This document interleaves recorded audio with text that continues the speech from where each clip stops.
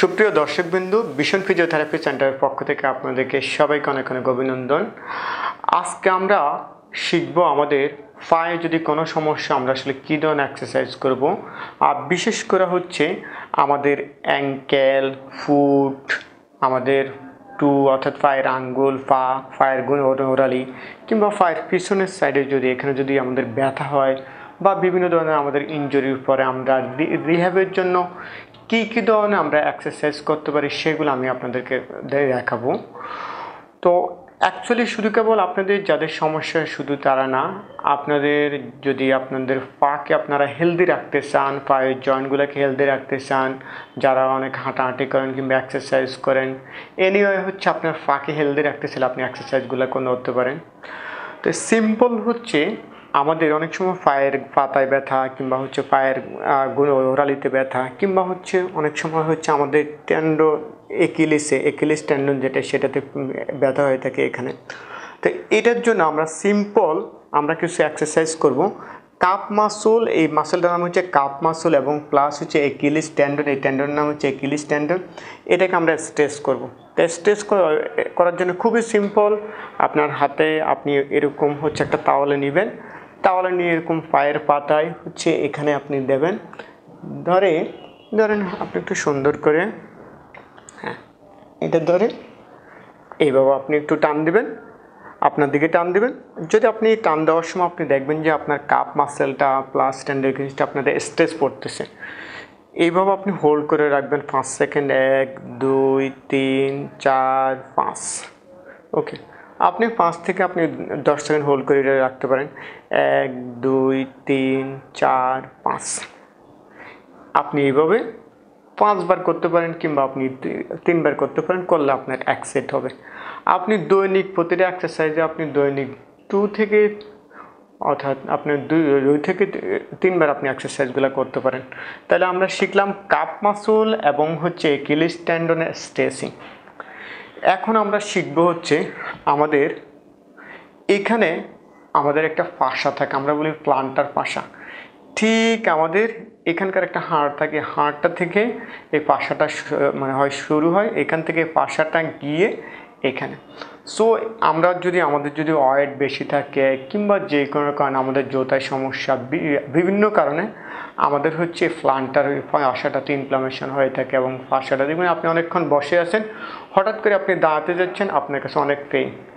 So এই ধরনের ক্ষেত্রে আপনি আবার কিছুক্ষণ হাঁটার পর দেখলেন যে আপনার ব্যথাটা এখন কমে গেছে। সো এইসব ক্ষেত্রে প্লান্টার পাশার এক্সারসাইজটা খুবই ইফেক্টিভ। সো আমরা প্লান্টার পাশার এক্সারসাইজটা স্ট্রেচিংটা আমরা কেমনি করব। আপনি এভাবে বসলেন, বসে আপনার এই পায়ের পাতাটাকে এভাবে ধরে একটু এইভাবে টান দিলেন।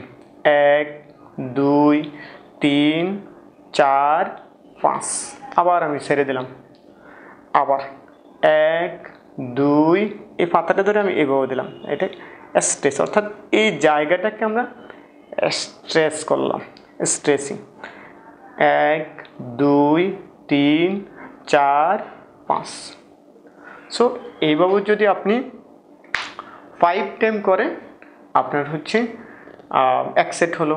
অর্থাৎ আপনি 5 সেকেন্ড ধরে রাখলেন, ধরে একবার, এভাবে 5 বার করলে আপনার 1 সেট হচ্ছে। আপনি দৈনিক আপনি 3টা সেট বা 2টা সেট আপনি করতে পারেন। আপনি শুধু এভাবে না, আপনি অনেক সময় আমরা এভাবে বসেও আমাদের পাটা কিন্তু আমরা স্ট্রেচ করতে পারি, কিংবা আপনি এইভাবে তাহলে এটা দিয়েও আপনি চাইলে এভাবে স্ট্রেচিংটা করতে পারেন। তবে সবচেয়ে বেস্ট হচ্ছে এখানে দিয়ে কাপ মাসলের স্ট্রেচিংটা। এনে অনেকে হয়তো শুয়ে এরকম পাটা উঠায় এরকম টানতেন, এই স্ট্রেচিংটাও খুবই গুরুত্বপূর্ণ, অর্থাৎ আপনার এই মাসলের জন্য স্ট্রেচ হয়। এ নিয়ে আমরা দুইটা স্ট্রেচিং শিখলাম, একটা হচ্ছে আমাদের কাপ মাসল একিলিস টেন্ডন এবং প্লাস প্লান্টার পাশা। আরেকটা জিনিস হচ্ছে আপনি প্লান্টার পাশাটাকে প্লাস মোবিলাইজেশন প্লাস স্ট্রেচিংয়ের জন্য এরকম একটা পানির বোতল কিংবা এরকম একটা রাউন্ড শেপের আপনি নিয়ে ফ্লোরে রাখলেন, আপনি এভাবে বসলেন, বসে আপনার যে ফাটাতে সমস্যা এটা আপনি এভাবে করলেন এবং আপনি কয়েক মিনিট করে ধরতে পারেন। আই হোপ দ্যাট আপনার প্লান্টার পাশা স্ট্রেচ প্লাস হচ্ছে আপনার মোবিলাইজেশন হচ্ছে। It's a very effective. আপনার যদি বেশি সমস্যা আপনি এটা মধ্যে আইসিং রেখে বরফ রেখে আপনি করতে পারেন। ওকে, তাহলে হচ্ছে আমরা অলরেডি আমরা হচ্ছে 3টা এক্সারসাইজ আমরা শিখলাম। 4 নম্বর এক্সারসাইজটা হচ্ছে এই পাটাকে আমি উঠে, আমরা রেঞ্জ অফ মোশন বলি। পাটাকে আপনি যত পায়ের পর আতাটাকে যতটা সম্ভব আপনি ভিতরের দিকে টান দেন, আপনার দিকে 1 2 3 4 5, আবার 1 2 3 4 5, একবার হয়েছে। এবার 5 বার করলে আপনার 1 সেট হবে। অর্থাৎ আমি যতটা সম্ভব আমার পায়ের ভিতরের দিকে আমি টান দেবো পায়ের পর আতাটাকে, তারপর আবার আমি হচ্ছে বাইরের দিকে নেব। ওকে, ভিতরের দিকে বাইরের দিকে। তাহলে আমরা 4টা এক্সারসাইজ আমরা শিখলাম। 5 নম্বর এক্সারসাইজটা হচ্ছে আমাদের, এটা হচ্ছে রোটেশন, অ্যাঙ্কেলের রোটেশনটা। আমি কি করলাম, প্রথমে এই ডিরেকশানে আমি 10 বার করে আমি ঘুরালাম। 1 2 3 4 5 6 7 8 9 10। একরকম আপনি অপোজিট সাইডেও 10 বার, 1 এরকম। অর্থাৎ অপোজিট সাইডেও আমরা এরকম 10 বার। অর্থাৎ আমরা এই রোটেশনটাকে পায়ের পাতাটাকে এদিকে 10 বার, আবার হচ্ছে ওইদিকে 10 বার। তাহলে আমরা ফার্স্ট এক্সারসাইজ আমরা শিখলাম। এরপর পায়ের পাতাটাকে আপনি রেখেও আরও কিছু এক্সারসাইজ আছে আপনি করতে পারেন। ফার্স্ট হচ্ছে আপনি এই পায়ের আঙ্গুলটা দ্বারা, যাদের আঙ্গুলের সমস্যা থাকে, ডায়াবেটিসের আঙ্গুল, বিভিন্ন সমস্যা, আপনি এখানে লিখবেন এ, তারপরে লিখবেন বি, তারপরে ইংলিশে লিখবেন সি। অর্থাৎ আমি ইংরেজিতে এখানে এ লিখব, ওকে, অথবা এ, তারপরে হচ্ছে বি সি। এটাও একটা মানে এক্সারসাইজ। এছাড়া অনেক সময় আপনি একটু তোয়ালেকে আপনি ফ্লোরে রেখে আপনি এরকম রেখে এটাকে এরকম করতে পারেন। It's a helpful exercise. Okay, এই এক্সারসাইজটা আপনি করতে পারেন।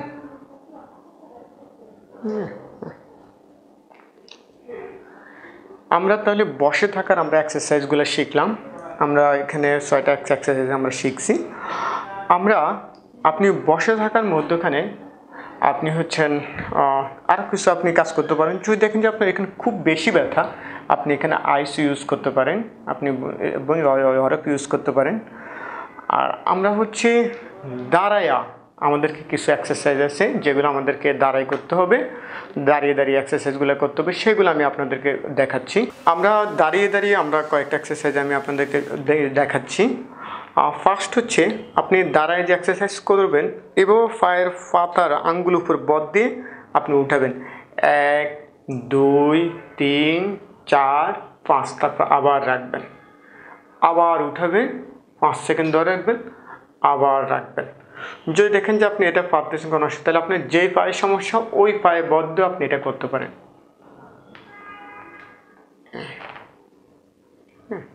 এইভাবে, ওকে। তাহলে আমরা চেয়ারের সাপোর্ট দিয়ে আমরা এক্সারসাইজটা করলাম। এরপর হচ্ছে ইম্পর্টেন্ট হচ্ছে দেওয়ালে। আমরা এবার দেওয়ালে হাত রাখবো, হাত রেখে আমাদের যেই পাটা ভালো এই পাটা আমরা সামনে দেব, আর যেই পাটা এফেক্টেড ওই পাটা আমরা পিছনে দেব। এবং মনে রাখতে হবে আমাদের পাটা যেন সোজা থাকে। অনেকে এইভাবে করে, এইভাবে হবে না, এইভাবে থাকবে, পায়ের পাতা থাকবে হচ্ছে সোজা। আমরা এখন এই পায়ের হাঁটুটাও থাকবে সোজা, পিছনের যে হাঁটুটা এটা থাকবে সোজা, সামনের হাঁটুটাকে আমরা একটু বাস করব। দেখেন বাস করলে আমার পিছনে কাপ মাসল এবং হচ্ছে একিলিস টেন্ডন আমার স্ট্রেচ পড়তেছে 1 2 3 4 5। তাহলে আমার এই হাঁটু থাকতেছে সোজা এবং আমার পায়ের পাতা থাকতেছে সোজা। এইভাবে করা যাবে না, ভুল। আবার হচ্ছে এইভাবে করা যাবে না, দুইটা হাঁটুকে বাঁধা যাবে না, হাঁটু বাঁধা হবে শুধু সামনেরটা। এখন আমরা যদি এই পায়ে এক্সারসাইজটা করতে চাই, তাহলে আমাকে এই পাটা দিতে হবে পিছনে এখানে, আর এটা এখানে, ওকে, এটা এখানে। এই এক্সারসাইজটা আমাদেরকে এখন করতে হবে। এবং হচ্ছে মানে আমাদেরকে আমরা আরও কিছু এক্সারসাইজ আমরা হচ্ছে অনেক সময় দেখা গেছে হচ্ছে আমাদের কোয়াডসও সমস্যা থেকেও পায়ের দিকে স্ট্রেস পড়ছে, সেই ক্ষেত্রে আপনি কোয়াড্রিসেপসেরও স্ট্রেচিংটা আপনি করতে পারেন। কারণ পায়ের ক্ষেত্রে আমাদের এই মাসেলটা উইকনেস হলে আমাদের হাঁটু এবং পায়ের ক্ষেত্রে সমস্যাটা হতে পারে। আমরা এভাবে ধরে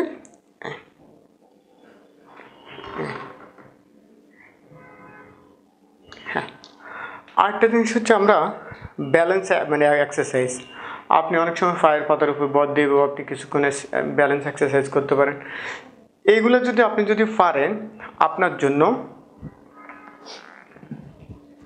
আপনি এক্সারসাইজগুলো যদি আপনি পারেন, সেক্ষেত্রে আপনি এরকম একটা ব্যালেন্স ডিস্ক, আপনি একটা ব্যালেন্স ডিস্কের মধ্যে পারাতে আপনি হচ্ছেন ব্যালেন্স ডিস্কের এক্সারসাইজটা আপনি করতে পারেন। আপনি এইভাবে ব্যালেন্স ডিস্কের উপর রেখে পাটা করলেন, কিংবা আপনি এক পা এইভাবে আপনি, এটার নাম হচ্ছে ব্যালেন্স ডিস্ক, কিংবা হচ্ছে স্পাইকি ডিস্ক বা স্পাইকি পিলো, এটা পায়ের জন্য ইউজ হয়। সো এছাড়া হচ্ছে আরেকটা ব্যান্ড দিয়ে আপনি চাইলে হচ্ছে বসাও, এটাও আমরা চাইলে বসেও আমরা করতে পারি। আমি আপনাদেরকে সবগুলো এক্সারসাইজে পায়ের যেহেতু দেখানোর চেষ্টা করতেছি, এবার আপনি হোল্ড করে রাখলেন একটা ইলাস্টিক, একটা ব্যান্ড দিয়ে। This is the very effective হচ্ছে ফুটের স্ট্রেন্থেনিং এক্সারসাইজের জন্য। 1 2 3 4 5, 1 2 3 4 5, 1 2 3 4 5, তারপরে হচ্ছে যে 1 2 3 4 5। দেখছেন আমি পাটা উঠে এটা করলাম হচ্ছে এই, তারপরে হচ্ছে পায়ের উপর উঠে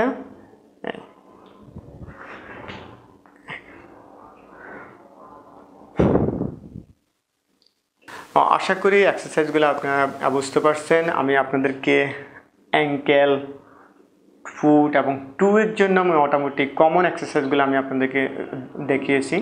যদি আপনার এই বিষয়ে কোনো ধরনের কোনো কনফিউশন থাকে, কিংবা এক্সারসাইজ আপনি সঠিকভাবে করতে পারতেছেন না, কিংবা আপনার সমস্যাটা একটু বেশি, সেই ক্ষেত্রে আমি বলবো যে আপনার নিকটবর্তী ফিজিওথেরাপিস্টের কাছে গিয়ে আপনার পরিপূর্ণ আপনার অ্যাডভাইস মোতাবেক আপনার এক্সারসাইজ করা বা ট্রিটমেন্ট নেওয়া প্রয়োজন।